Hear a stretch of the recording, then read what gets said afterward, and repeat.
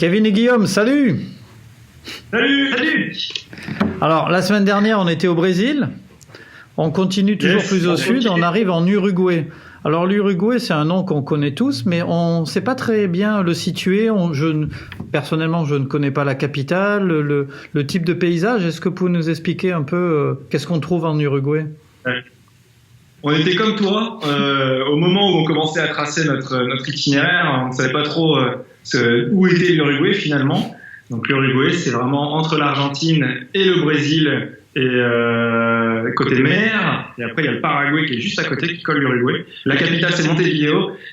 Et on a découvert, du coup, sur le tas, le paysage. Bon, il y avait des prémices avec la fin du Brésil, mais le paysage de l'Uruguay, sa verdure, ses vaches, ses cultures de riz, et c'est beaucoup de plaines. Il y a le dénivelé, je crois que c'est le pays où on en a fait le moins. Ouais, non, c'est très. Puis heureusement, ça dit du bien. On était dans cette continuité du Brésil, ça reste plat, donc il n'y a plus qu'à profiter.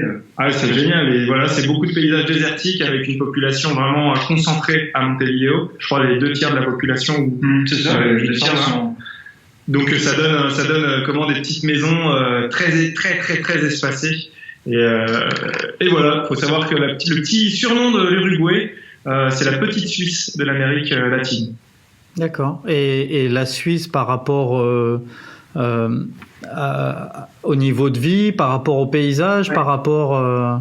Au niveau de vie aussi, parce que là-bas, ça nous coûtait cher la nourriture. On a senti la différence. On pensait que ça nous coûtait moins cher, mais non. Et le coût de la vie là-bas, de la nourriture en tout cas, est très élevé. Et c'est d'ailleurs le seul, c'est uniquement ce qu'on a payé de la nourriture. Donc on sentait la différence avec le Brésil. On n'a pas payé de logement là-bas. Le niveau de vie, il est différent. Tu sens que le niveau de vie était plus élevé. Les gens vivaient mieux. Il y avait moins de. Oui. Oui, vraiment. On le sentait vraiment même en dehors de la grande ville. Enfin, nous, on a visité comme grande ville vraiment que la capitale. Il y en a d'autres, mais oui, globalement, le pays est plus développé, on va dire, à ce niveau-là. Ok. Et du coup, vous avez dit que vous n'aviez pas dépensé de logement parce que vous aviez des hébergements, c'est ça ? Des points de chute chez des amis, des connaissances ? Dès la première nuit, on cherchait un endroit, un logement pour dormir, et on s'est retrouvé parce qu'à ce moment-là, on était à 6. On était encore à 6 voyageurs, donc c'est pas simple de loger 6 voyageurs. Et là, il n'y avait pas d'endroit, tout était un peu fermé, il y avait des clôtures un peu partout, et on va chez un monsieur, Guilherme, qui nous accueille dans sa ferme qui était très, très grande. On pouvait tous dormir à 6 dans une dépendance qui était très simple, et ce qu'il fallait pour nous pour dormir. Et on s'était même dit, tiens, on va rester plusieurs jours parce que c'est un monsieur très, très content de nous voir, qui avait beaucoup de choses à nous dire alors qu'on ne se connaissait pas.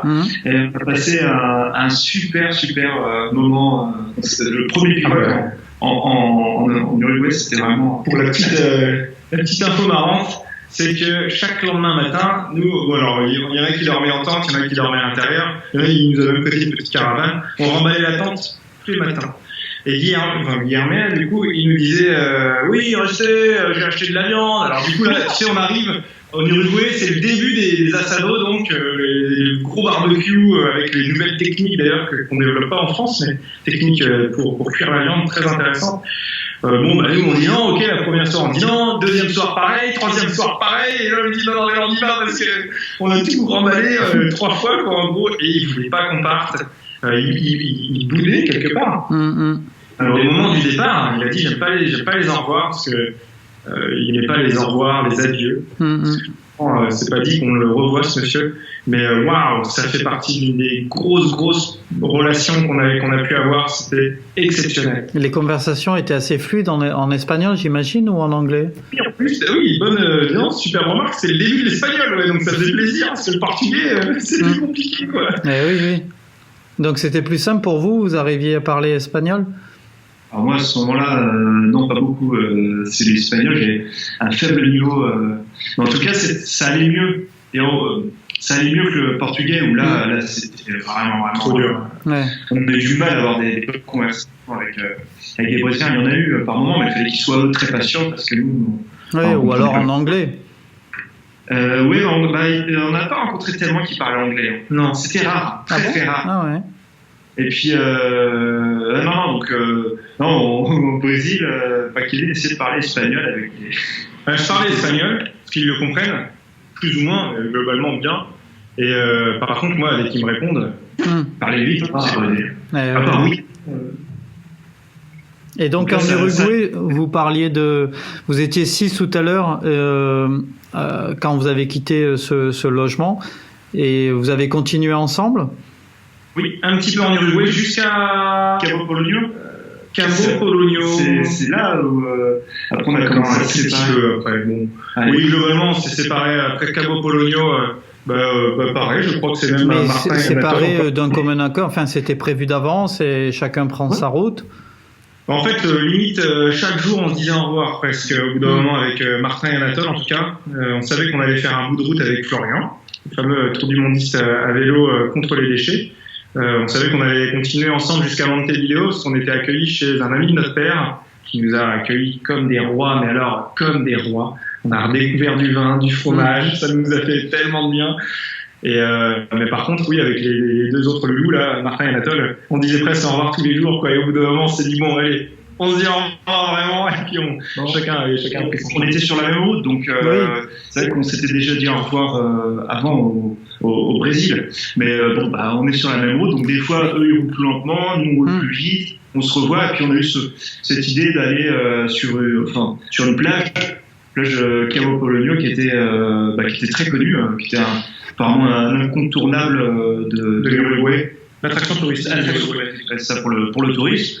Et donc on est allé là-bas, donc il fallait marcher, on avait bien 2 heures de marche sur le sable pour aller dans un village qui est coupé, il n'y a pas de route qui va pour y aller, c'est que uniquement en 4x4. Et on pensait découvrir là-bas un village, comme un vieux village qui était coupé de tout, qui vivait de pêche et voilà, c'était quelque chose de simple. Autosuffisant. Et on s'est fait un peu avoir. Parce qu'on est arrivé dans un lieu ultra touristique, c'était le Disneyland de l'Uruguay. La publicité partout, des boutiques partout. On s'est pas retrouvé à notre place à cet endroit, c'était très dommage. Donc vu qu'on y était, on a fait notre tour, on est reparti déçus. C'est pas quelque chose qu'on cherche quand on est allé. D'ailleurs, pour la petite info à ce niveau-là, quand on a voulu visiter Cabo Polonio, donc il y avait 2 heures de marche, il fallait rester sur place pour visiter, et il fallait revenir. Mais entre-temps, quand on dit marche, les vélos, où est-ce qu'on les met? C'était un gros moment de... Certains diront, tu m'étonnes que tu t'es fait voler un vélo en Portugal. On a dû laisser nos vélos, en fait, il y en avait plein. Il y avait 6, 7, 8, 9, une dizaine de vélos, parce qu'on avait rencontré d'autres cyclos aussi, une dizaine de vélos qu'on a laissés dans un parking touristique. On a tout bâché, tout regroupé, cadenassé à droite, à gauche. C'était compliqué déjà pour nous les voler. Et ensuite, les gens qui restaient sur place ont eu la gentillesse de surveiller les vélos pendant notre absence. Donc on a fait une grosse confiance, mais on avait un peu la boule au ventre. C'est clair. Pas terrible. Ouais, c'était cet endroit, il y avait plein de camping-cars, il y avait plein de Français. En fait, on s'est retrouvés entre Français. Ouais, c'est ça. C'était très bizarre. Entre les cyclos plus les touristes, les gens qui vous ont accueillis, après des mois de solitude, c'est énorme. Vous vous retrouvez à parler français avec d'autres personnes facilement, à remanger du fromage, à boire du vin. Exact, c'est ça. Et là, vous disiez que vous aviez retrouvé d'autres cyclos. À un moment donné, le peloton, vous étiez combien? Une dizaine? On n'a pas roulé autant, on les a rencontrés sur place, si vous voulez faire nous, aller voir ce village. Donc ça a été l'occasion d'échange le soir, mais pas plus. Autant, c'était déjà 6, c'est déjà considérable. Tout le monde se lève le matin, qu'il faut qu'on parte tous à la même heure. C'est pas simple. Non, c'est sûr. Et du coup, l'Uruguay, donc les paysages sont les plus plats, et finalement, vous avez beaucoup roulé ou pas sur ce pays? On a roulé 9 jours. Ouais, 9 jours à pédaler, environ 650 km. Finalement, c'était assez droit. Donc c'est pas un si grand pays que ça, comparé au Brésil. Ça, de toute façon, oui. Après, nous, on l'a fait on est descendu, donc dans son côté un peu le plus court, je crois. Mais non, c'est un très petit pays comparé au Brésil, à l'Argentine qui est à côté, le Chili, même la Bolivie, il est plus petit que tout ça. Mais beau pays, je pense qu'il y a beaucoup à voir parce qu'il y a quand même beaucoup d'authenticité en dehors des grandes villes et en dehors de Cabo Polonio. C'est un pays qui a retenu notre attention et qui nous a bien reposé au final. Ça nous a fait du bien. Bah ouais, c'est clair. Et du coup, le prochain pays pour la semaine prochaine, ça sera quoi? Ça va être l'Argentine. L'Argentine, hein. On passe un chapitre, je ne sais pas si on peut faire des vidéos de 2 heures sur YouTube, mais il y a quelque chose à dire là. Pour aller là-bas, on n'avait pas le choix, il fallait prendre un bateau. Enfin, on avait le choix, si, on a toujours le choix, mais c'est soit on prenait le bateau et on arrivait rapidement en Argentine, ou alors il fallait faire un détour énorme tous les 400 km de détour. 400 je sais plus, c'était beaucoup. Mais c'était beaucoup, c'était pas dans notre schéma, donc on s'est autorisé à reprendre le bateau. C'est pas la première fois qu'on en avait pris au Portugal, ça c'est un peu classique, ça évite des gros détours. Et pour le côté teasing, l'Argentine c'est le début de la découverte de la Cordillère des Andes. Quand on va la traverser, c'est deux rencontres exceptionnelles. La première, c'est qu'on a retrouvé le capitaine du bateau qui arrive à Buenos Aires. Donc direct, quand on est sorti du bateau de la traversée de l'Uruguay, on est allé voir le capitaine, on est allé redormir dans le bateau, on a fait découvrir le bateau à Denis. Et la deuxième grosse rencontre, c'est le frère d'une ancienne collègue de Guillaume, qui s'appelle Michel, qui lui aussi est un très grand voyageur à vélo. Et il nous a, je pense, donner une autre vision du voyage. On l'a beaucoup écouté sur son voyage, ses conditions, parce que lui il a voyagé il y a quelques dizaines d'années du coup. C'est pas la même chose et c'était hyper intéressant. Dès qu'on sortait un objet, genre un GPS, il était là, c'est mieux le papier les gars. Qu'est-ce que vous faites? Les caméras, il y avait plein de trucs trop drôles quoi. Et ça nous a... c'est une rencontre qui nous a tous énormément touchés et qui a beaucoup joué sur la suite. Sur la suite, on a changé 6 mois de voyage. 6 mois de voyage. Il nous a mis une trace. Et on a changé 4 nuits. C'est ça, parce que nous, on comptait repiquer au nord, faire nord-ouest, et lui, il nous a fait prendre presque sud-ouest. Donc c'est pas rien. C'est une rencontre vraiment forte et puis on l'a pas regretté, puisqu'on a vu des paysages exceptionnels et des rencontres exceptionnelles. Donc c'est cool. Vous nous raconterez en détail ça la semaine prochaine. Avec grand plaisir. Allez, ça marche. Salut. Salut.